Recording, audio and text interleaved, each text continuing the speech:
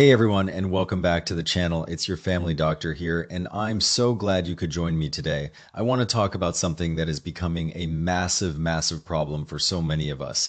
And I mean, truly massive. This is for anyone who spends their days staring at a computer screen, their evenings glued to their phones, their weekends binge watching shows on Netflix, and their nights scrolling through social media before bed. This one is for you because there is a very good chance you are dealing with this, and an even better chance that you are treating it all wrong.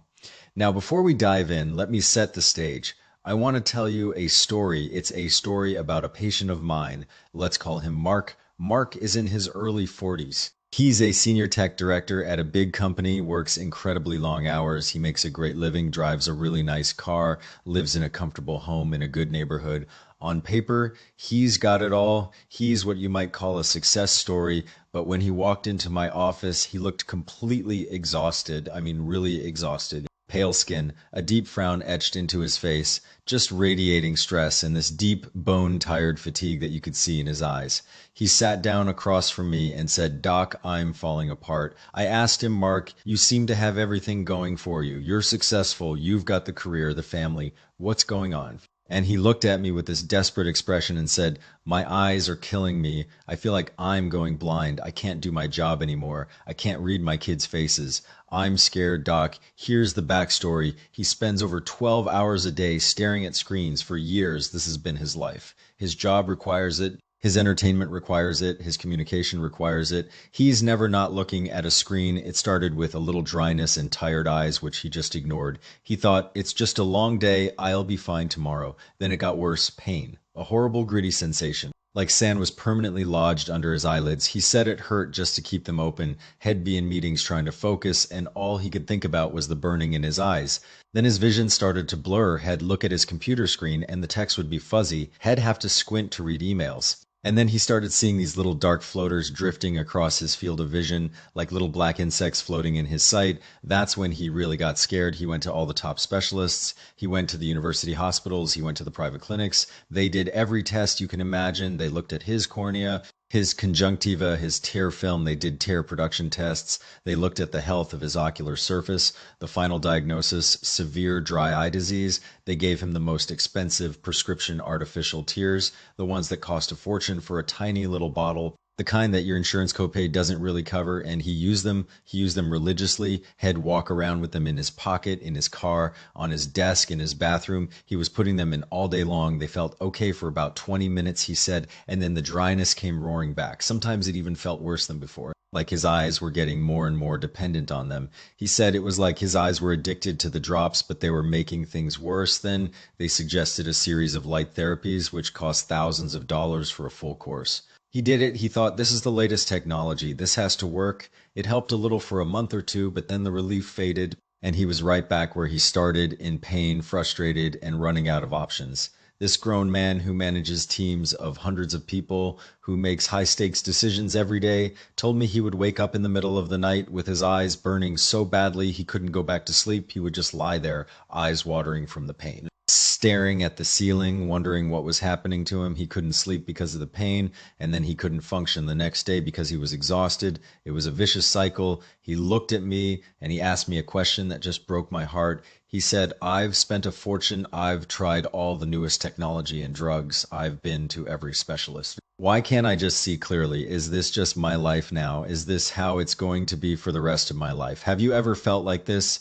Like you are trying everything and nothing actually works? Like your body is just failing you and no one can give you a real answer? Like you're spending money on all these treatments and your insurance is going up and you're not getting any better? If so, I need you to listen very carefully to what I'm about to say. Here is the thing I want you to hear today, and it is important. The way most of us are treating dry eyes is completely backwards. We are missing the root cause entirely. We are focusing on the symptom, the surface problem, and ignoring the engine that drives the whole system. It's like trying to fix a car by polishing the hood while the engine is smoking and sputtering.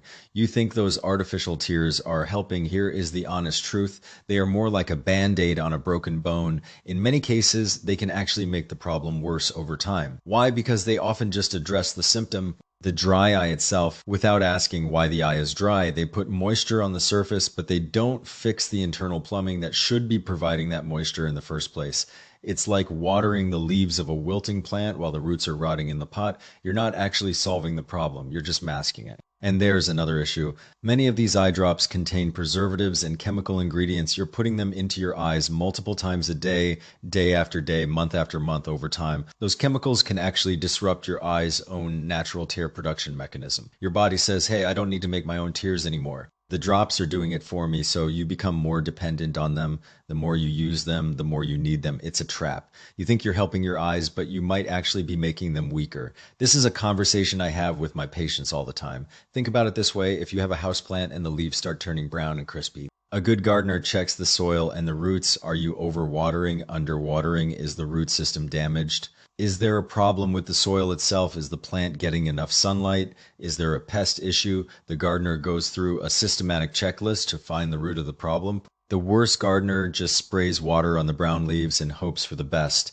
That's what we are doing when we only treat the eye itself and ignore the rest of the body. We're not being good gardeners of our own health. So where does the problem really start? Well, in many traditional medical systems, and in a way that makes a lot of physiological sense, there is a deep connection between the health of our eyes and our liver.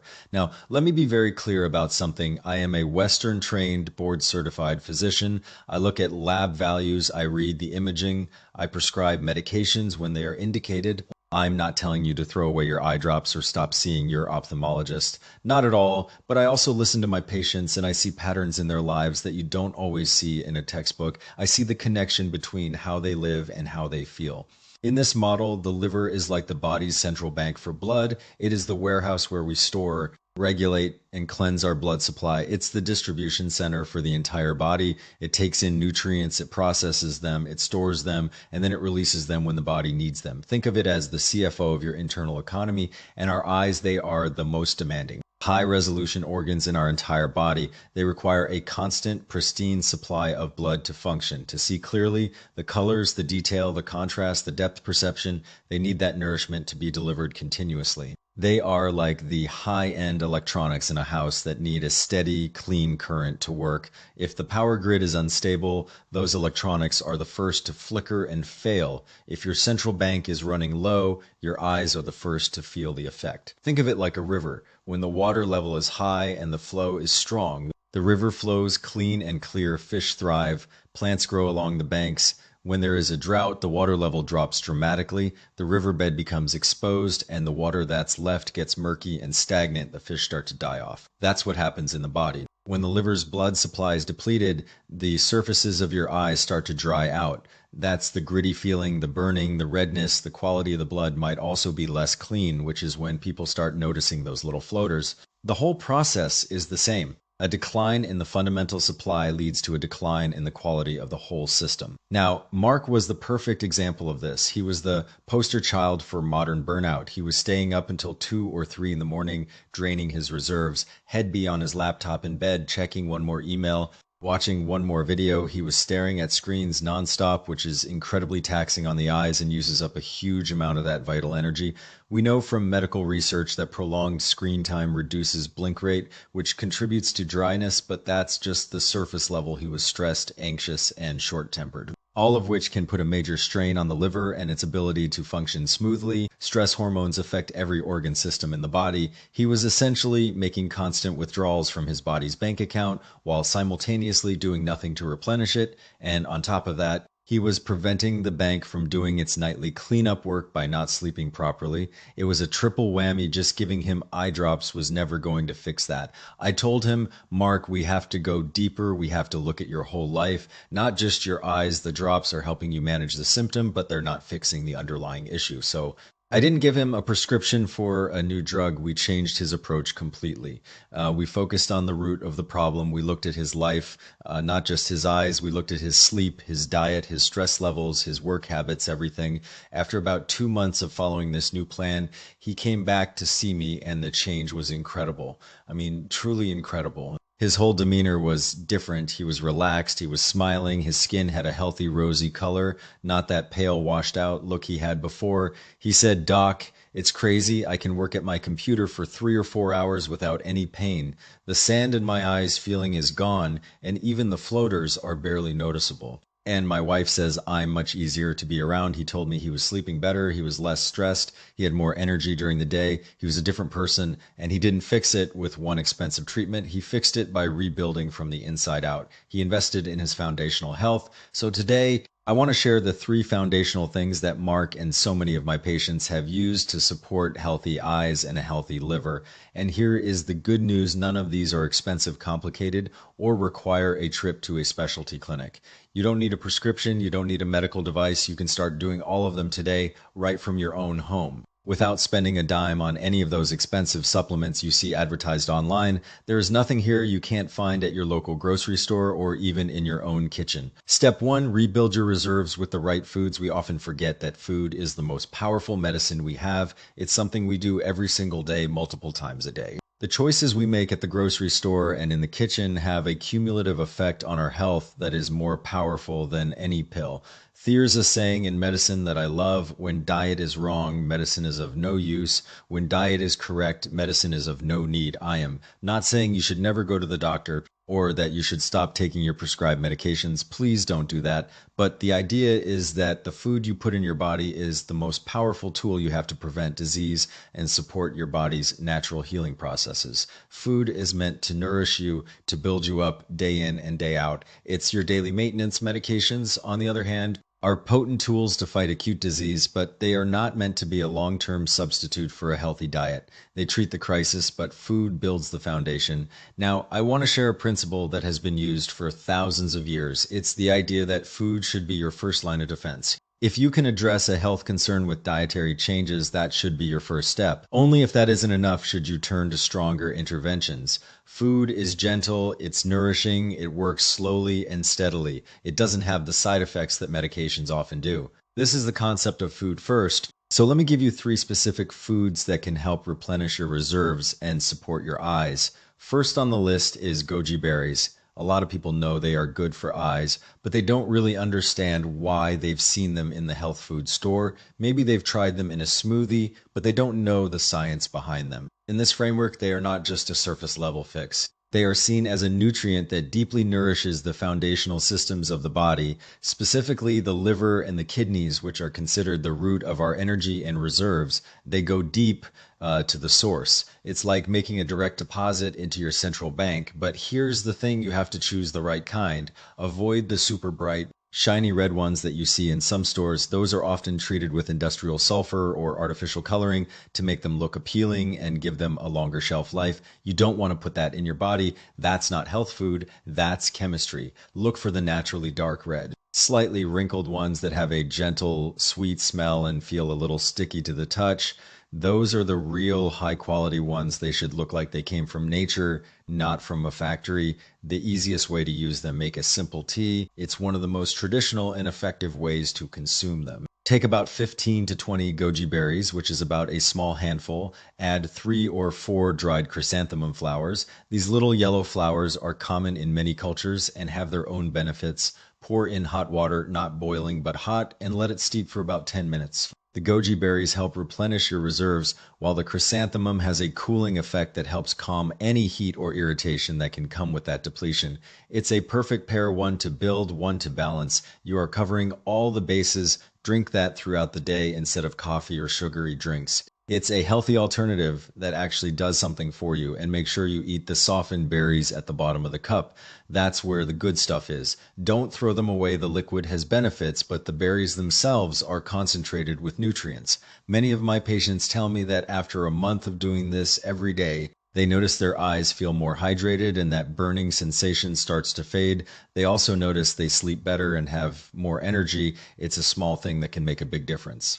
Next up is spinach. Think of green leafy vegetables. They are deeply nourishing for the liver and the whole system. In many traditional systems, the color green is associated with the liver. And while I'm not one to make broad generalizations based on color, there is certainly truth to the idea that dark leafy greens are some of the most nutrient-dense foods on the planet. Spinach in particular has been prized for generations as a blood-building, eye-supporting food. It was a favorite of many ancient healers. And modern science backs this up. It's packed with lutein and zeaxanthin, which are like internal sunglasses for your eyes.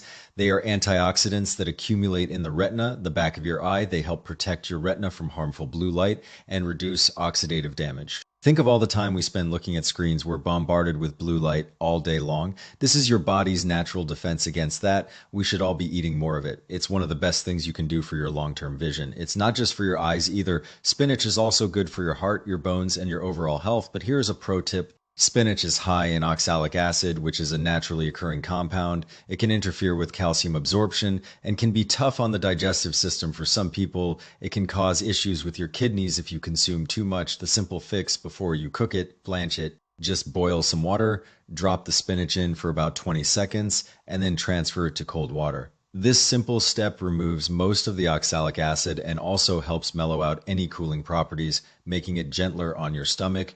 It's a traditional cooking technique that has been used for generations. Then you can saute it with some garlic, add it to a salad, or throw it in a soup. This one simple step ensures you are getting all the benefits without the potential drawbacks. It makes it safer and more digestible. And the third food is liver, like beef or chicken liver. Now, I know some of you just made a face. I get it. Liver is not the most popular food in America. It's not something most of us grew up eating, but listen, this is the most direct form of replenishment you can get. It is one of the most nutrient-dense foods on the planet. It's packed with highly bioavailable iron, which means it's easy for your body to absorb and use. It has preformed vitamin A, which is essential for eye health. It has B vitamins, which are crucial for energy and nervous system function. It has all the raw materials your body needs to build healthy blood and support your eyes. It's like receiving a direct wire transfer to your bank account. It's concentrated nutrition. Many people are afraid of eating liver because they think it stores toxins, but that's a misconception. The liver's job is to process and detoxify, not to store toxins. It is actually a warehouse for vital nutrients. It filters the blood, but it doesn't hold on to the bad stuff. The toxins are processed and eliminated. The nutrients are stored. So when you eat a healthy liver from a healthy animal, you're getting a concentration of those nutrients. Now, I do recommend getting organic or grass-fed liver whenever possible because what the animal ate matters. But even conventional liver is more nutrient dense than most other foods. My favorite way to prepare it is a simple soup. It's how I recommend it to all my patients. Slice the liver thinly. And I mean really thin as you can get it. The thinner it is, the quicker it cooks and the better the texture. Rinse it well under cold water to clean it, then marinate it with a little ginger and a splash of cooking wine or even a little lemon juice to remove any strong smell and add flavor. Blanch your spinach as we talked about, then bring some water to a boil with a few slices of ginger, drop the liver in. Stir it quickly with chopsticks or a spoon, and as soon as it changes color, literally in about 30 seconds, turn off the heat. You don't want to overcook it. Overcooked liver is tough and has an unpleasant texture. Then add your blanched spinach and some goji berries. Season with a pinch of salt and a drop of sesame oil. The residual heat from the soup will cook everything perfectly. It's a warm, nourishing meal that's satisfying and deeply restorative. This is a fantastic, nourishing meal to have once a week. It's an emergency infusion. And once a week is plenty. You don't need to eat it every day. Moderation is key. Step 2, learn to shut it down. This next tip is completely free and probably one of the hardest things for us to do in modern life. Rest your eyes intentionally, and I mean really rest them, not just look away from your screen for a second to check a text message on your phone. I mean truly intentionally rest them. Here's the thing, of all our senses, our eyes are the biggest energy consumers. Think about it. When you're reading, you're processing visual information. When you're watching something, you're processing visual information. When you're driving, you're processing visual information. When you're driving, you're processing visual information. Your brain is constantly interpreting data from your eyes. As long as your eyes are open, your system is working overtime to process all that visual information. It's a massive energy drain. Think of it like your phone's battery. As soon as you turn the screen on, the battery starts to drain. The most efficient way to recharge is to turn the screen off. It's the same with your body. We can do the same thing with our eyes and our bodies. We can create little moments of rest throughout the day that add up to a big difference. I call this the 10-minute recess. It's one of the most powerful things you can do for your eye health, and you don't need any special equipment for it. No drugs, no devices, no expensive visits to a specialist. It's just you and your body. Here's what I tell my patients to do. Set an alarm for every 50 minutes when it goes off. Stop what you are doing. Don't just switch to another screen. Don't start scrolling on your phone. Don't check your email. Put everything down. This is your time. Step 1, sit up straight in your chair and gently close your eyes. Don't squint, just let them rest naturally. Let your eyelids be heavy and relaxed. Step 2, rub your palms together until they are warm and toasty. Really generate some friction and heat. Step 3, gently cup your warm palms over your eyes. Don't press on the eyeballs. That's not comfortable and it's not necessary. Just let the warmth from your hands soak into the area around your eyes, like a gentle, warm compress. You'll feel the heat penetrating. Step 4, breathe deeply. Inhale slowly through your nose, feel your belly expand, and exhale slowly through your mouth. Just focus on your breath. Don't think about work. Don't think about your to-do list. Just breathe. Do this for 10 minutes. I promise you, 10 minutes of this is more effective at relieving dry eye than 10 doses of eye drops. The drops give you temporary moisture from the outside. They sit on the surface and then evaporate. This technique helps stimulate circulation from the inside out and promote internal nourishment. It's like pressing the reset button on your visual system. When you open your eyes, you'll feel a noticeable difference. It's a game changer. It's my single most recommended practice for anyone who spends a lot of time on screens. My patients who actually do this consistently report dramatic improvements. Step 3, give your body time to rebuild. This last piece is the most critical. It is the foundation upon which everything else is built. If you don't do this, the other steps just won't be as effective. It's like building a house on sand instead of rock. It is the single most important thing you can do for your health. Period. Everything else is secondary to this. Our bodies have a natural rhythm, a circadian clock that governs everything from our sleep-wake cycle to our hormone production to our digestive function. It's an ancient, deeply ingrained system that has been with us for millions of years. In many ancient and holistic medical systems, there's a map of this rhythm showing when different organ systems are most active and when they get their rest and repair time. It's like a 24-hour schedule for your internal organs. According to this, the liver does its heaviest detoxifying, repairing, and blood replenishing work during a specific window of time, roughly between 1 and 3 in the morning.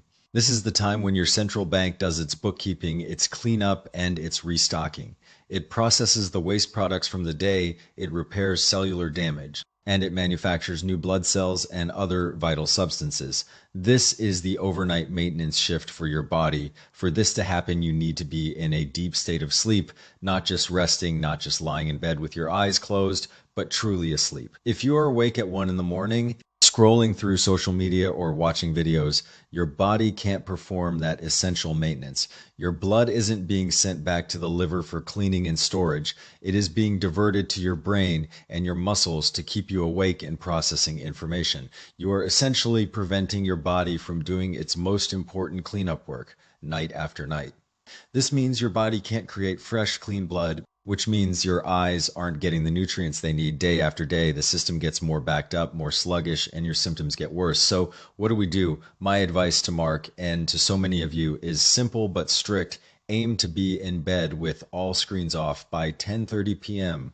I know it's early. I know it's tough. I know you have things to do, shows to watch, emails to answer. I get it. A lot of people think they can just catch up on sleep on the weekend, but it doesn't work that way. Your body needs consistency. It needs a regular schedule. This is how you give your body the time it needs to do its work. This is non-negotiable. You cannot out-supplement a lack of sleep. You cannot eat your way out of sleep deprivation. You cannot exercise your way out of it. You have to sleep, period. If you have trouble falling asleep, I get it. We all do sometimes. It's a common problem, especially in our busy, stressful lives. I tell my patients to take a warm foot bath before bed to help draw energy downward and calm the mind. It's a simple, relaxing ritual that takes just 10 minutes. It lowers your heart rate and helps you transition into sleep mode. Then, once you are in bed, focus on your breath. Don't think about work. Don't think about your problems. Just count your breaths 1, 2, 3, 4, 5, 6, 7, 8, 9, 10, and then start over. If your mind wanders, gently bring it back to your breathing. This is a form of meditation that can help quiet the racing mind.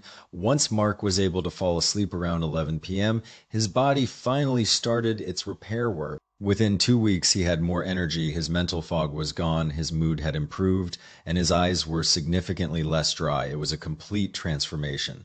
All right, let's pull this all together. Let's recap everything we've talked about. I want you to have a clear, simple plan of action that you can start implementing today.